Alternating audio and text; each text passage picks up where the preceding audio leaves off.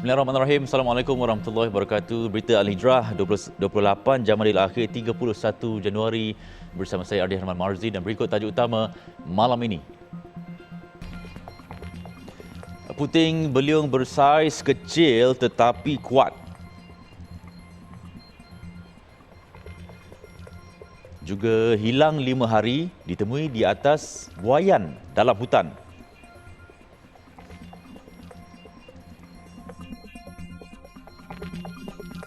Susulan kejadian puting beliung di sekitar Ipoh lewat petang semalam, Kerajaan Negeri telah menyalurkan bantuan kecemasan RM300 petang tadi kepada setiap keluarga yang terjejas, ia sebagai tambahan kepada bantuan ihsan sebanyak RM1,000 yang diberikan Kerajaan Persekutuan melalui Agensi Pengurusan Bencana Negara NADMA kepada mangsa yang terlibat.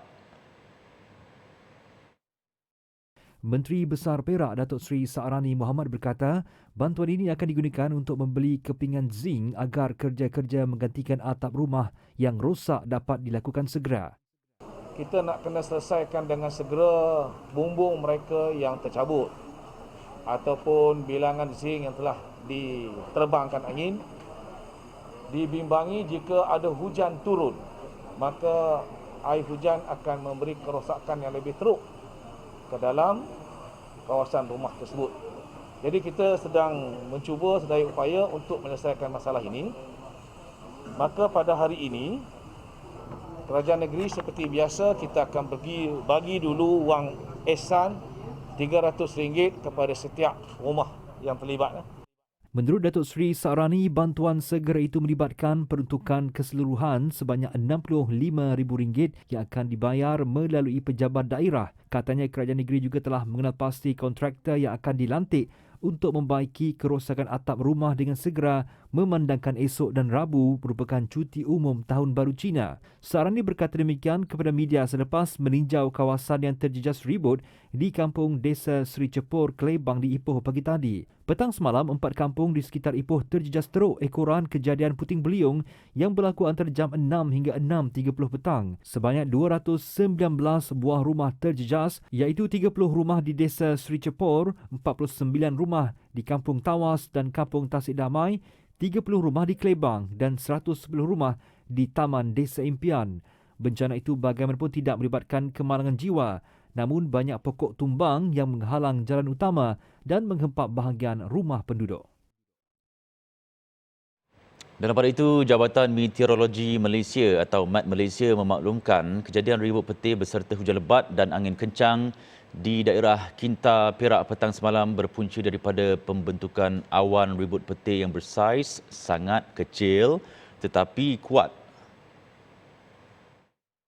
Dalam satu kenyataan hari ini, Ketua Pengarah MAT Malaysia Muhammad Helmi Abdullah berkata kejadian yang bersifat setempat serta bersaiz sangat kecil itu meningkatkan intensiti dengan sangat cepat dan amat sukar untuk diramal. Pada masa yang sama, tidak banyak awan aktif terbentuk di sekitarnya. Beliau berkata jabatan itu sudah mengeluarkan amaran untuk kejadian ribut petir beserta hujan lebat dan angin kencang membabitkan kawasan Perak bermula jam 3.40 petang semalam. Maklumat itu katanya dikemas kini pada jam 6.55 petang dan 7.55 malam membabitkan beberapa daerah di Perak berdasarkan maklumat dan analisis cuaca terkini dan disebarkan melalui pelbagai medium sebaran rasmi MAT Malaysia. Seorang wanita yang dilaporkan hilang di Kampung Batu Penunggul, Marang setelah tidak pulang sejak 5 hari lalu dijumpai di dalam hutan kira-kira 1 kilometer dari rumahnya. Rohani Abu Bakar, 49 tahun, sebelum itu disedari hilang oleh salah seorang keluarganya dan dipercayai masuk ke hutan berkenaan untuk mencari kayu api. Penolong kanan penguasa bomba Marang, Zul Bahri Sulong berkata 65 anggota keselamatan termasuk penduduk kampung menyertai operasi pencarian ini. Katanya operasi dimulakan pada jam 10 pagi dengan keluasan 44 km persegi sebelum menjumpai mangsa sedang berbaring di atas buaian dalam hutan tersebut kira-kira jam 3.30 petang. pihak penyelamat kolaborasi daripada polis, bomber, APM dan juga orang kampung telah membuka satu gerak operasi mencari penyelamat pada hari ini pada 31 hari bulan jam 10 pagi dengan kekuatan lebih kurang 65 orang. Sementara itu, menurut anak mangsa Muhammad Nur Halim Razali, 25 tahun, ibunya mengalami kemurungan sejak beberapa tahun lepas memilih untuk tinggal bersendirian di sebuah pondok bersebelahan rumah neneknya. Mak ni selalu cari kayu api dalam petang. Sehari sekali gitu je. Minggu. Nampak dia tu hari Khamis lah tu. Nampak. Selalu mari tengok dia? Selalu sebelum seminggu lah 2 kali 3 kali lah. Atau makanan? Atau makanan. Katanya dia bersyukur kerana ibunya ditemui dalam keadaan selamat walaupun sudah 5 hari berada di dalam hutan berkenaan. Guna lori 3 tan sebagai stor dadah. Itu modus operandi sindiket pengedaran dadah yang tumpas susulan penahanan 6 individu termasuk seorang wanita warga Vietnam. Kesemua suspek ditahan dalam 4 serbuan berasingan di beberapa buah hotel dekat Lembah Kelang pada Khamis lalu. Timbalan Ketua Polis Kuala Lumpur, Datuk Yahya Osman berkata 4 lelaki warga tempatan, seorang lelaki warga Singapura dan seorang wanita warga Vietnam itu masing-masing tidak berjumpa secara bersemuka untuk elak kegiatan mereka dikesan polis. Dan hasil daripada tangkapan-tangkapan ini, kita membuat 4 serbuan, iaitu 3 tempat di hotel penginapan dan juga yang akhir sekali adalah mereka telah membawa kita ke tempat mereka menyimpan dadah ini, iaitu di sebuah lori yang diletakkan di kawasan perumahan. Turut ditemui dalam serbuan itu pelbagai jenis dadah bernilai 5.08 juta ringgit. Antara jenis dadah yang dirampas adalah 141 kilogram syabu yang ditemui dalam lori berkenaan, 0.7 gram heroin dan 4 biji pil Aramin 5 dalam serbuan di hotel. Turut dirampas wang tunai RM5,000. Polis percaya dadah berkenaan untuk pasaran luar Lembah Kelang. Kes disiasat mengikut Seksyen 39B Akta Dadah Berbahaya 1952. Kekurangan bekalan telur ayam memaksa pemborong mencatu jualan telur kepada pengguna. Rata-rata pemborong yang ditemui kru berita Al-Hijrah di ibu kota siang tadi mendapati pemborong hanya membenarkan 5 papan telur sahaja bagi setiap pembelian untuk memastikan setiap pengguna mendapat keperluan asas tersebut. Ikuti laporan yang disediakan wartawan Khadijah Faisal.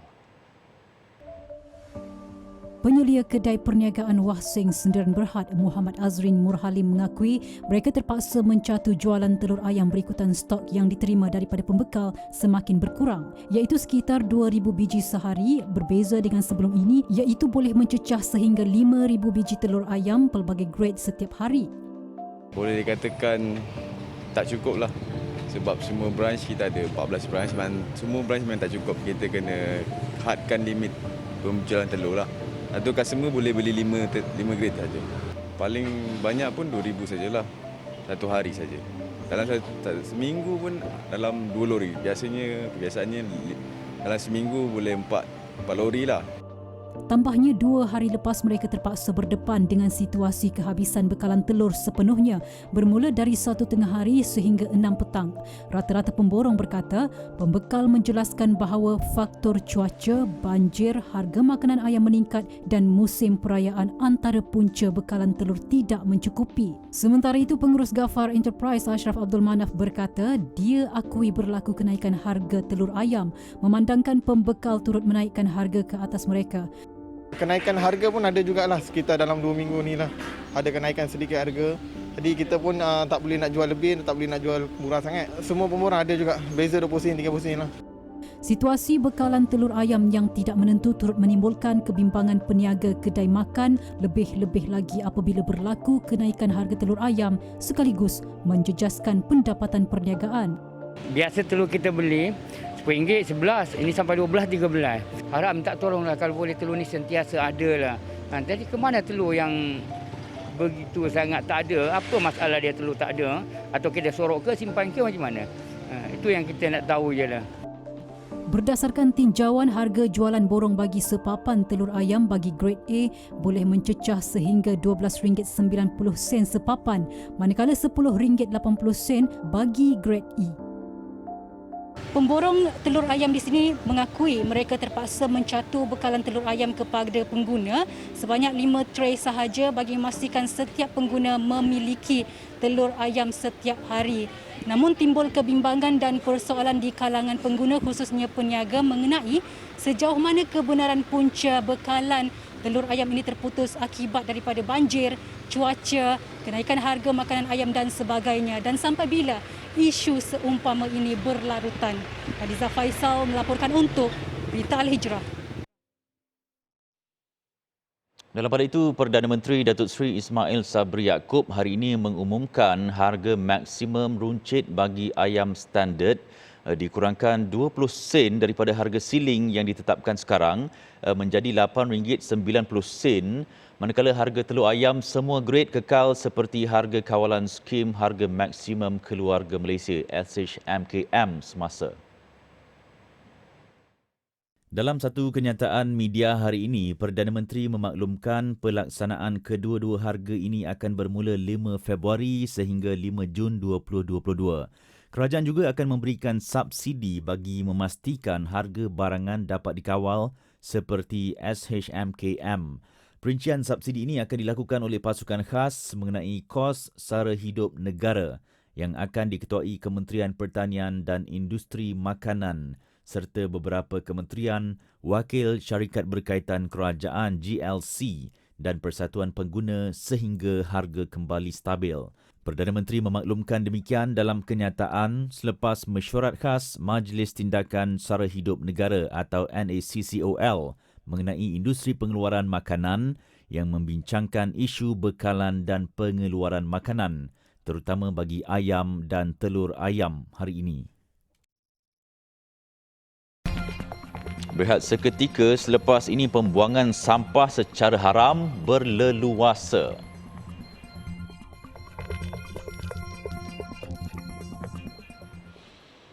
Sempena cuti perayaan sambutan Tahun Baru Cina, ramai warga kota mengambil peluang untuk pulang ke kampung dengan menaiki perkhidmatan kenderaan awam. Meskipun hanya berbaki sehari sahaja lagi sebelum perayaan tersebut, keadaan di Terminal Bersepadu Selatan TBS Bandar Tasik Selatan masih dibanjiri orang ramai. Wartawan Hanisa Hasanuddin yang meninjau situasi di sana ada butirannya.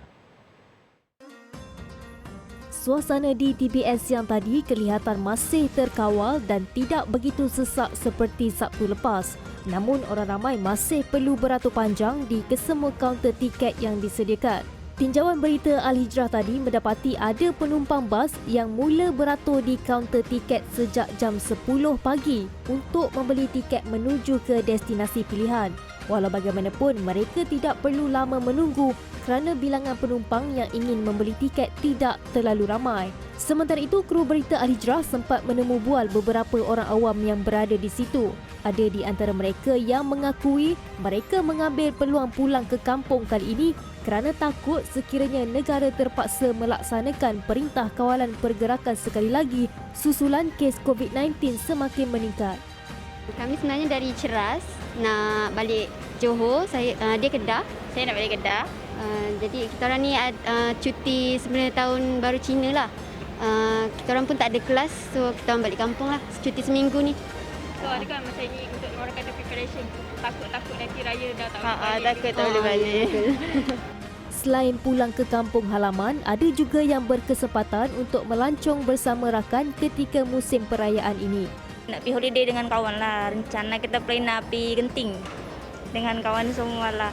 Nikmati bercuti ni. Kena SOP, patuh SOP lah. Mesti patuh SOP. Kita semua terbebas lah dari corona insyaAllah. Dalam pada itu, dari segi pematuhan prosedur operasi standard SOP pula, saya melihat orang ramai dapat mematuhi dengan penuh disiplin. Pihak Polis Bantuan TBS juga sentiasa memantau keadaan semasa bagi mengelak sebarang penularan jangkitan wabak COVID-19 berlaku di sana. Ini adalah keadaan semasa di TBS. Meskipun agak lengang, namun masih ramai lagi yang mengambil peluang untuk pulang ke kampung bersempena dari Tahun Baru Cina. Namun perlu diingat, di dalam keseronokan, jangan terlalu leka untuk menjaga segala SOP. Ini kerana COVID-19 masih berada di sekeliling kita. Jaga diri, jaga keluarga. Anissa Sanudin, Berita Al Hijrah. Hampir 40,000 tan sisa makanan dan sampah yang dibuang setiap tahun di Kuala Lumpur. Data terkini yang dikeluarkan Perbadanan Pengurusan Pepejal dan Pembersihan Awam SWCOP turut menunjukkan peningkatan sebanyak 10% berbanding tahun-tahun sebelumnya. Laporannya bersama Farah Rosli. Pengarah SWCOP Wilayah Persekutuan Umil Kasum Syuib berkata sikap buruk sesetengah rakyat Malaysia yang gemar membuang sampah merata-rata menyumbang kepada peningkatan sisa pembuangan itu. Purata sisa setiap orang dalam sehari juga menunjukkan peningkatan sebanyak 12%.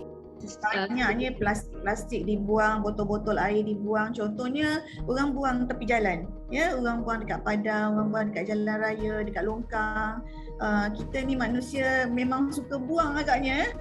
Buang saja rata-rata. Memang kita jumpa banyak botol-botol air dan lagi satu kita jumpa mask penutup muka kan, pelitup muka tu.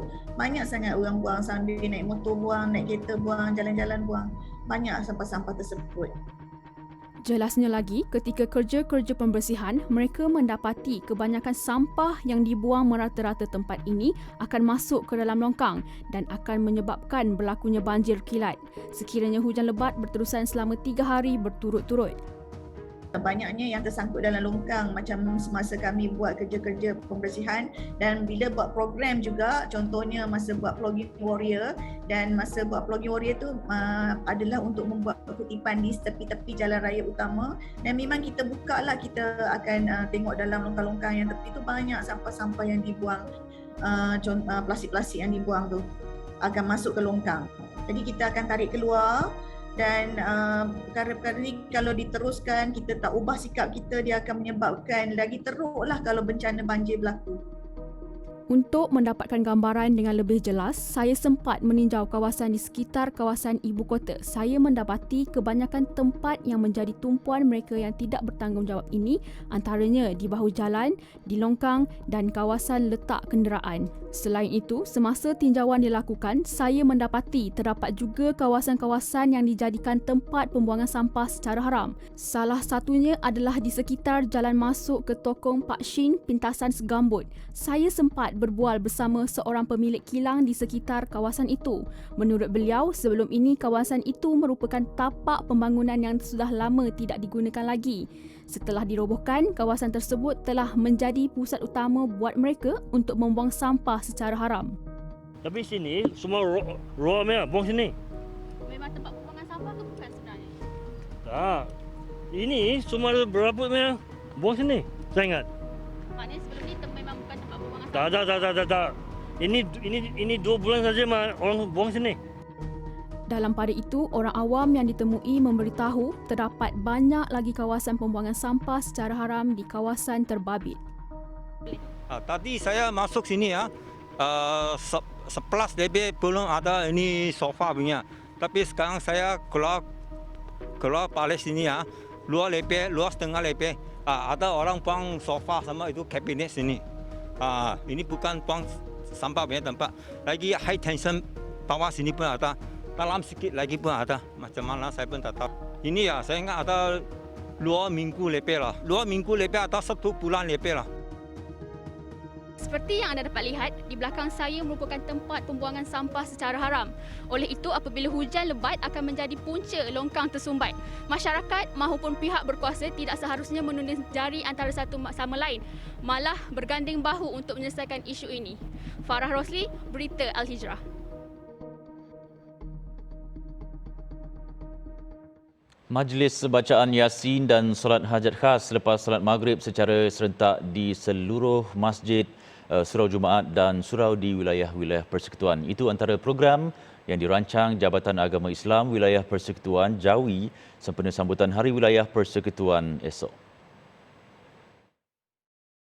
Menurut kenyataan Jawi, program ini juga akan diteruskan pada setiap hari Khamis sepanjang bulan Februari. Selain itu, turut dianjurkan program dan aktiviti melibatkan pelajar-pelajar di institusi pendidikan Islam di bawah seliaan Jawi seperti bacaan Yasin dan Munajat, pertandingan mewarna dan deklamasi sajak serta penulisan Jawi dan khat.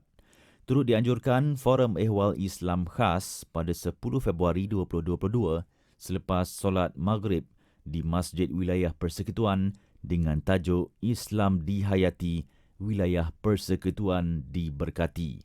Manakala khutbah Jumaat khas bertemakan Keluarga Malaysia akan dibacakan di semua masjid dan surau Jumaat di wilayah-wilayah Persekutuan sepanjang bulan Februari bermula pada 4 Februari 2022.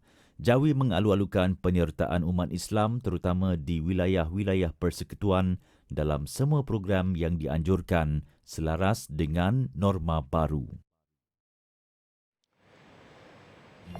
Sekembali nanti, bencana di Brazil, puluhan nyawa melayang.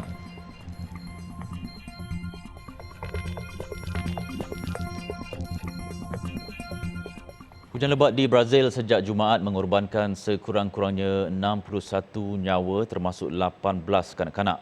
18 maut di Sao Paulo, 24 di Bahia dan 19 di Minas Gerais antara bencana yang terburuk pernah dialami negara itu. Lebih 500 orang kehilangan tempat tinggal. Gubernur João Doria mengumumkan peruntukan 15 juta reales atau 114 juta ringgit bagi membantu 10 bandar paling terjejas dan 645 daerah di negeri berpenduduk paling padat di Brazil dengan 46 juta penduduk. Daripada jumlah itu, 11 terkorban selepas tanah runtuh menimbus beberapa rumah di kawasan bandar dan pedalaman. 9 lagi mangsa cedera dan masih ada 5 mangsa hilang. Sebuah balai polis dan jejambat di daerah Franco da Rocha turut tertimbus. Brazil terjejas teruk akibat beberapa bencana alam sejak musim hujan bermula Oktober lalu. Sekurang-kurangnya 6 orang maut apabila sebuah bas elektrik melanggar pejalan kaki di Uttar Pradesh, Utara India. Kemalangan berlaku di kawasan Kanpur apabila pemandu bas yang dipandu laju hilang kawalan dan melanggar beberapa orang yang berdiri di tepi jalan.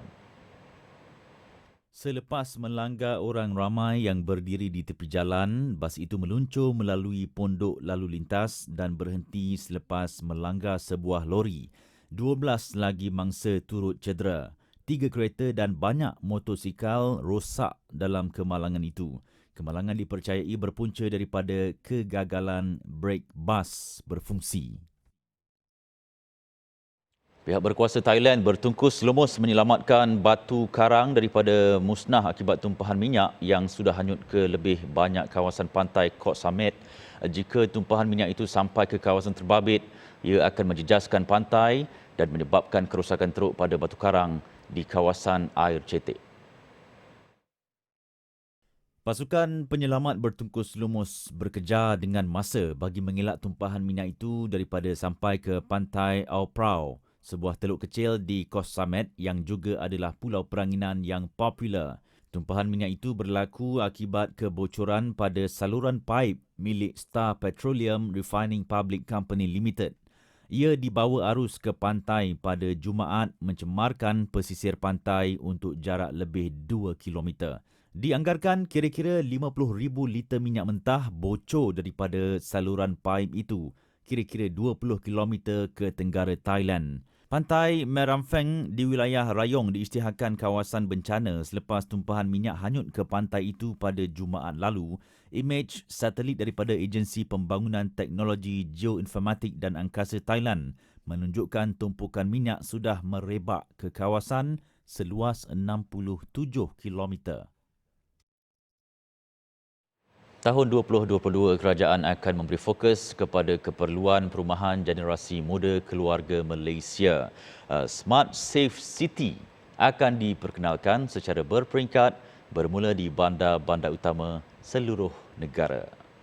Baik, sekian berita Al-Hijrah, layari alhijrahnews.com untuk lagi laporan-laporan menarik dan artikel eksklusif. Saya Ardi Harman, kita jumpa lagi. Assalamualaikum warahmatullahi wabarakatuh.